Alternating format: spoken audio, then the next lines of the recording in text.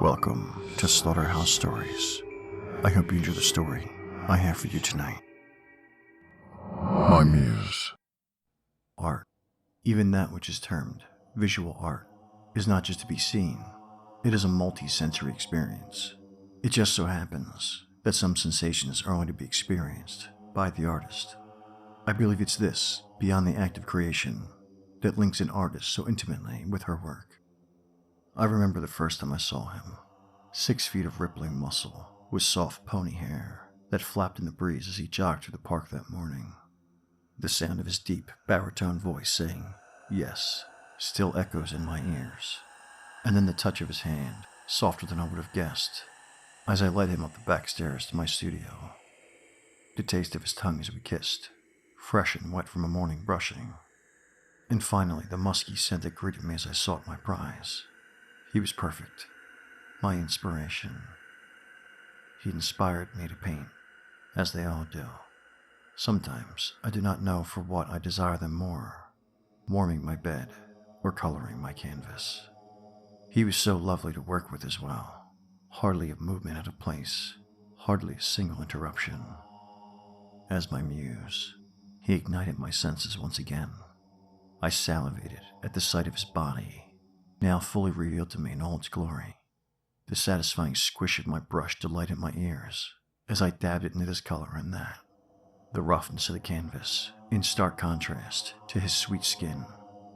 The burnt taste of the black coffee that fueled me to complete my work. And at last, the fumes of the paint thinner that waited for me to clean my brush between colors. The colors I saw in him were greater in number than most would imagine. There were the pinks and yellows and browns one expects, but I saw so much more. This exquisite young man impressed me with a veritable rainbow of shades and hues. I needed to capture them all, steal them for my very own. I needed to immortalize them forever on my canvas. Immortalize him.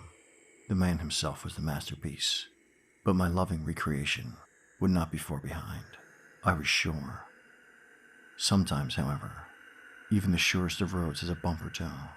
It was just as I was aiming my brush for a dollop of delicious red that I heard an unanticipated sound.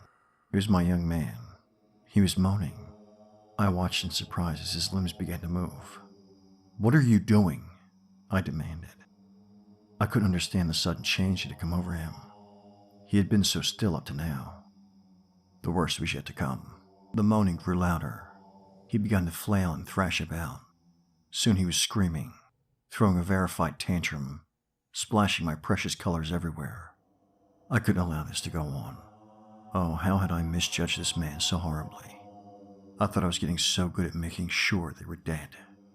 A quick slice to the neck did the trick, and soon all was quiet again. I carefully examined my subject to ensure that all was still well with it. Oh good, I thought. Even with all that thrashing, he doesn't seem to have bloodied the fruit. I sat back down again behind my easel.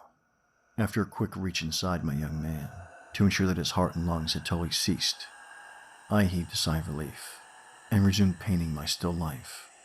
The blood that pooled in his flayed open stomach was quite a perfect match for a red, delicious apple.